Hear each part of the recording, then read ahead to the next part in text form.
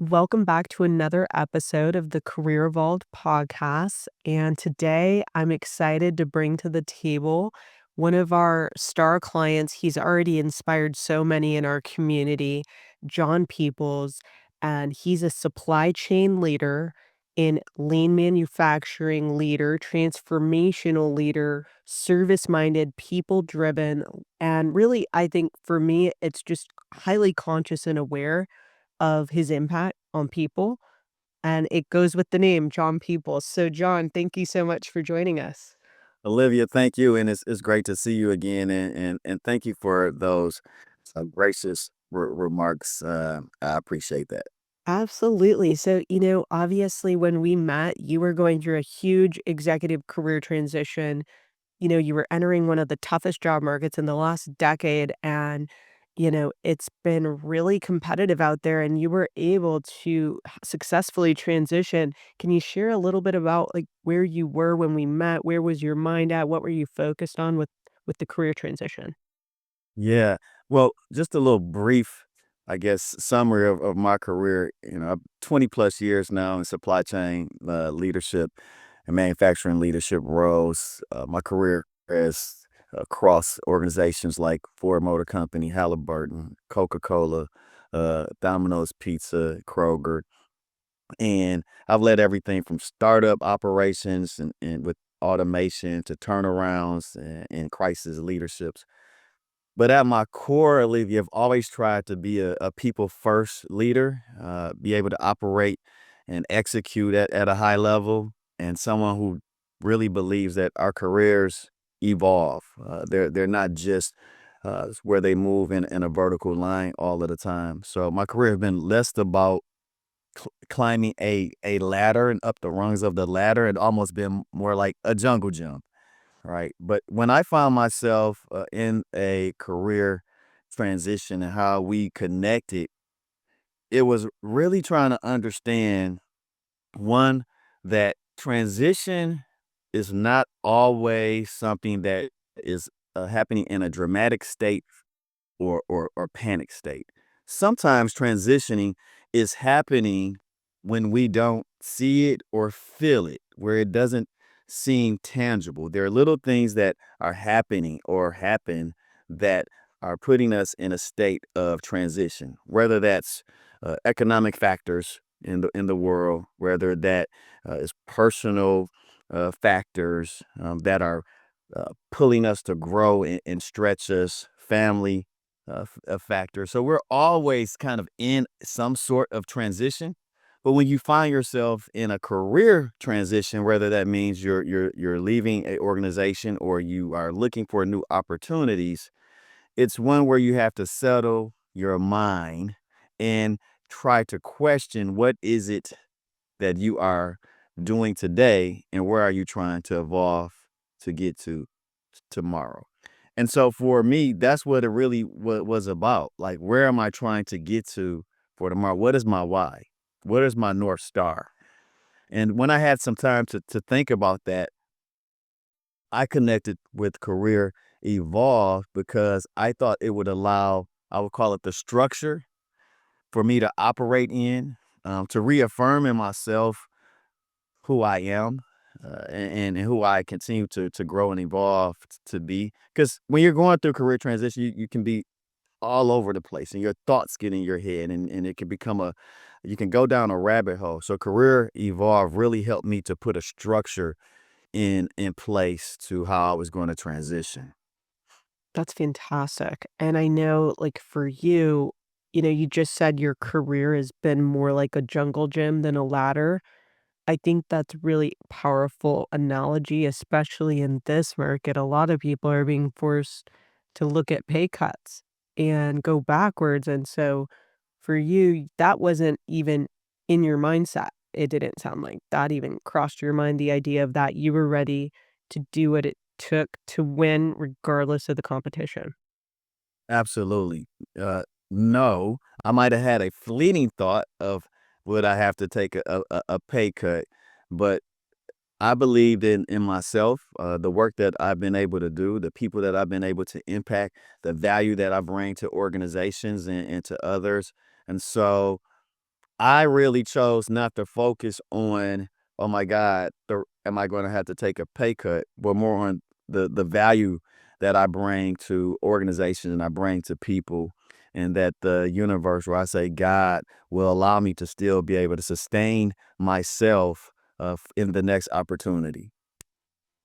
You're very self-aware, you're a highly conscious leader, you spend a lot of time on your personal mindset and development.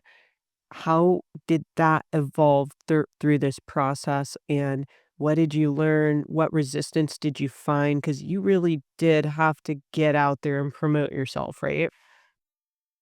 Yeah, resiliency. When I sit back and look back a year ago or almost a year and a half ago, I look at resiliency. We have to be resilient. Secondly, it reminded me of my faith and how my faith has always been a big part of what I do and how I do it. And relying on that faith that I've always been sustained no matter what uh transitions I've gone through, what um, moments that have come. I've never been in a situation where I was not able to provide for myself or continue to grow and evolve. And I had to stay in that mindset that this is just a moment in time. And within this moment of time, there are things that I am still learning. So this was not about me, uh, as you're going through transition, falling off a rock. This was more about being stretched. And then going through those stretched moments, what was I going to get out of it that was going to prepare me for later? I think this is something that a lot of people don't realize, but when you're aligned with belief and trust and faith, it creates more energy to perform at a higher level, and you understand the power of alignment and just when you're in that conviction of your value and how powerful that is. Like, did you ever wonder, like, you know, it's a choice every day when you're in transition, right? Faith over fear. How did you maintain that belief when everyone around you is struggling to get a job? I mean, there's most people at your level are out of work for at least a year, right? Well, let's even start there. It was probably almost close to a year before I start back working for an organization. Um, but within that year, can I tell you, it was like some of the best time ever. I want people really to get out of this if it's possible and they're, financially able. It is sometimes you need the downtime. Mhm. And if you've been a high performer in corporate America or a business owner, you don't always realize the grind and the work that you have been doing year by year. Your mind needs some downtime, your body needs some downtime, and your spirit needs some downtime. And that year, almost a year, allowed me to have that downtime. But it also allowed me to be able to recharge, to have new curiosities, to have new thoughts where I can expand to say, what else do I want to do, or and how do I want to do it? Creativity and innovation. So that downtime allowed all of that. But back to your question is, I surrounded myself with individuals, whether it's friends, mentors, family, that continued or career evolved in conversations with you that continue to pour into me. Uh, whether it was statements, whether it was suggestions, affirmations that we use in Career Evolve. And that allowed me to sometimes sit back and say, oh, okay, I have done this. I am capable. Um, I will be successful. I am on the route to this plan that I've created, for myself, or that the universe or God has presented me. So I'm not going to tell you that there are not times that I did not have fear, right? But what I've tried to do was then lean into my faith. And I was told by a friend of mine, a mentor of mine, that faith and fear cannot exist in the same place. And it's still something that every day I have to preach and practice to myself and affirm to myself. It's so true because when you trust God's plan's better than our plan, it's like there's a level of peace, and then you can relax your nervous system and see clearly without reacting from fear, and then you can get rooted and strategic and intentional, which is what you were doing, and I think a lot of people don't realize it. They're in fight or flight or survival mode because when you're not working, a month feels like like a year, right? 'Cause especially if you're used to always being busy and you're the provider for your house, it's a lot of pressure. So, did you ever have those moments where you're like, "You know what? I'm feeling there's like a boulder on my chest. I can't see the vision right now." And how did you rise from those moments? Because we all have them, right? No, absolutely. And then there are days I still have some. And but it's really then again going and having conversations with people on yourself. See, a lot of times when we are in the middle of a storm or situation, or let's just say transition, we cannot always see what the future outcomes are going to be. And normally it's a growth opportunity when we're in that season, right? It doesn't always feel good. So let's think of it as you first start working out and you start hitting a certain weight and you're using those weights and it hurts, or you're doing a new stretch you haven't done in a while. It normally hurts, it doesn't feel good, but the end or the outcome is usually the work that you were doing that didn't feel good becomes good for you. So when you're in that state of transition, that's what you have to realize. You're only being stretched. You're not going to fall off that rock. You're just being built for what the next phase of your career or your business or your life is. So, yeah, there were times that I had to really rely on faith to get you to the next step. And then you're surrounded by people. What I am learning is that the universe and God will start to position resources around you when you're in that state of transition, when things get shaken up a little bit, when they get pressed against you a little bit, but those resources will then allow you to sustain and to build and to have the energy to keep moving forward. That is fantastic, and I think that for you, as I just listen to you talk, every time I hear you speak, you have so much passion and just joy. And I think that people don't realize leadership and your brand is a lot about the energy you're bringing. You're very attuned to that. Could you talk about, you know, how do you think about energy and why does it matter to you and how does it help you with your career? Yeah. So for energy, I mean, if you think about it, the moment that you can wake up and you're not feeling a certain way, but you just smile, and maybe that smile leads to a thought where you were just laughing hard at something, and that moment then started to release anxiety that you had about starting your day or whatever you're about to face. Or maybe it's the moment that you turn on your favorite music or listen to a inspiring song, or that you start to, do some writing. Those things will start to transform the energy that you were having to be more positive, be more energetic, and it would start to, even on a molecular level, have those cells working in a way that you are now getting the energy and that juice, that you need. So it's every day having those affirmations that we started using at CE, and I look at those, as much as I can when I'm having those moments. It is listening to things that inspire me, and then it's connecting with people who have been through situations or transition. And who do we know that has not been through some type of transition? Exactly. Right. And it's just obvious to me that you get it because now you're at, the one of the top 10 employers in the country, a team of 300 people below you. It's just the level of responsibility you have to carry daily. That's a lot to hold and to be so light with your energy and joyful. I mean, that's gotta be it's an inside job, right? Absolutely.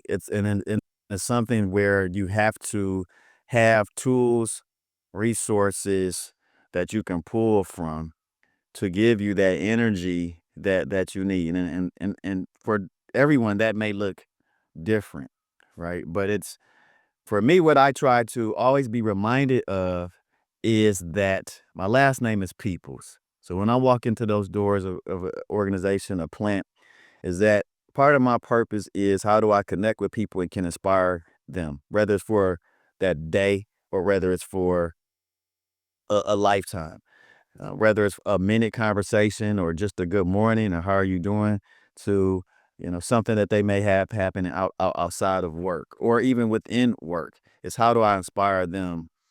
So having that then gives me more of that juice where then I can do some of the tactical and operational work that has to be done. I would say then I go back and I realize I'm still in a phase of transition, right? So when you get that new opportunity or you seal that new deal for if you're a business owner, the transition has not stopped the day that you accept the offer. The transition it continues. I've moved almost across the country, so new area geographically, weather-wise, new culture within the people that I interact with.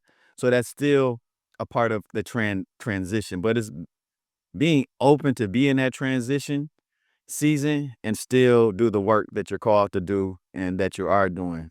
And I think we have to give ourselves grace when we're in that state of transition.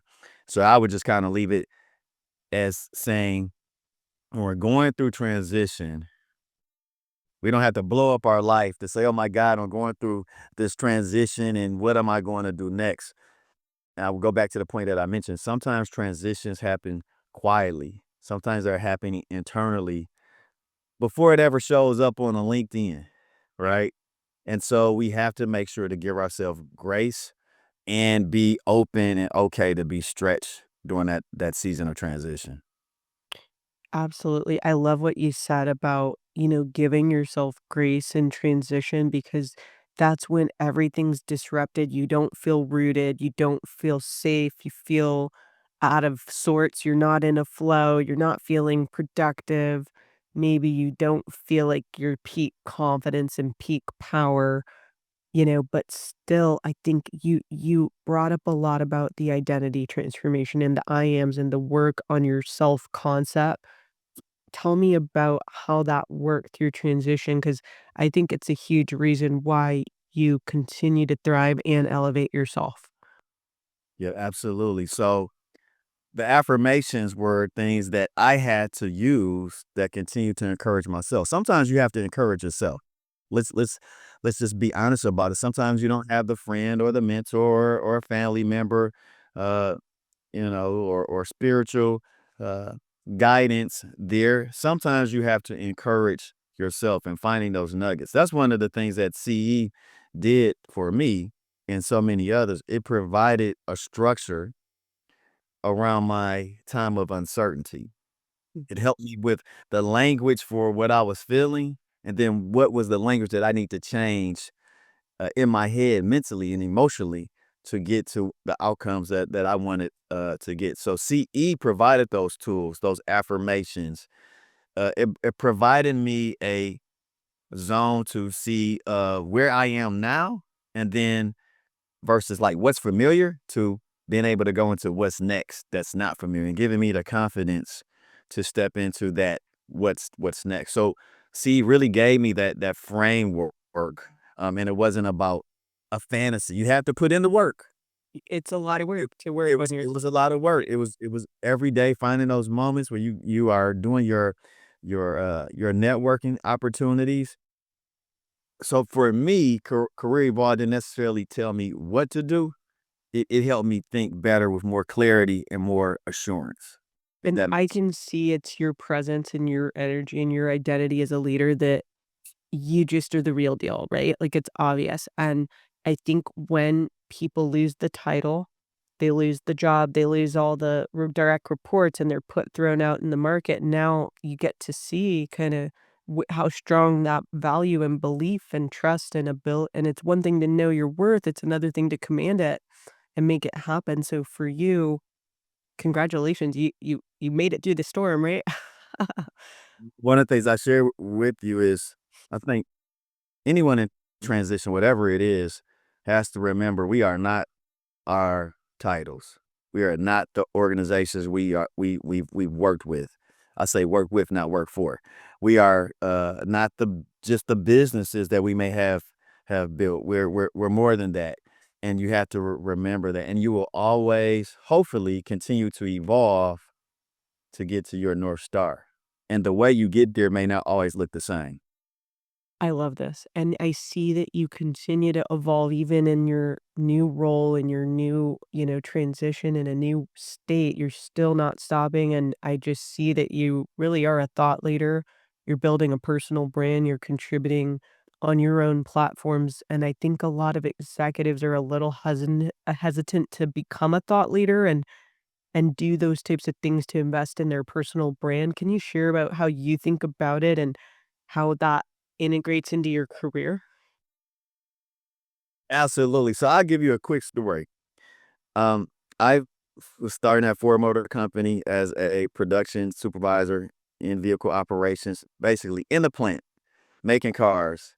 And I happened to have a supervisor, a leader, superintendent at the time who poured a lot into me. He had already been at Ford maybe 40 years when I started working. I think he probably did another 10 years. And, both of my parents have been service minded individuals in their career. Father, pastor, city politics, and where I'm from, mom, educator. And he said to me, he said, I saw your mom on the news and she was doing something with the school system. And he said, and everybody knows you're dead. He said, so what are you going to do with yourself? And he did not say that with any malicious intent. He said that because he always knew that there was something more for me. So I never really forgot that statement.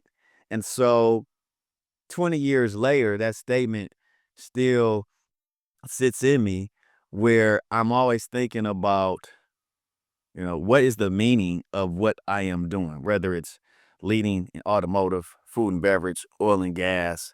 Uh, what is the meaning of the work that I am doing? And who am I supposed to be inspiring, touching, connecting, and helping them evolve, helping them to get to their North Star? The career that I have chosen and been in is just the platform that I do that. That's awesome. Thank you so much for sharing. And, obviously, thank you for making time on the weekend to share your story. I know how busy you are. I just want to leave you with one big question. And it's, if you're speaking to someone entering transition right now, one of the toughest markets, they're just feeling overwhelmed. What would you say to them? One, give yourself grace. Take time to sit back and, as much as it's uncomfortable, use the time to reflect, to recharge, to reconnect, and decide what you want your next to look like. Secondly, remember these times of transition are sometimes given to us, and we don't see it as such, but they're given to us so that we can become the next version of ourselves. But we are so used to go, go, go. And we are so used to our careers and our titles and our work defining who we are that we don't allow the transition time to give us the energy and the innovation and the creativity to continue to march to what our best is. So give yourself that opportunity. And then second, remember transition is a process. So don't panic. You will sustain yourself. You will have resources that will be there for you to continue to maintain, your life. Will it stretch you? Absolutely. And then whatever it is that you get your source of faith from, lean on that as well. So those are the three things. And be ready for the best version of you is just along the horizon. It's not where you are. You're just being prepared. You're just being stretched a little bit. You've had a lot of stretchable moments in your life that you can look back at and you're still here. So that's the advice that I would give one. I love it. Thank you, John, and congratulations on the success. I'm excited to see what you do next. I know you're always evolving, so we look forward to keeping connected in the community. Thank you, Olivia. At any time, it's my pleasure.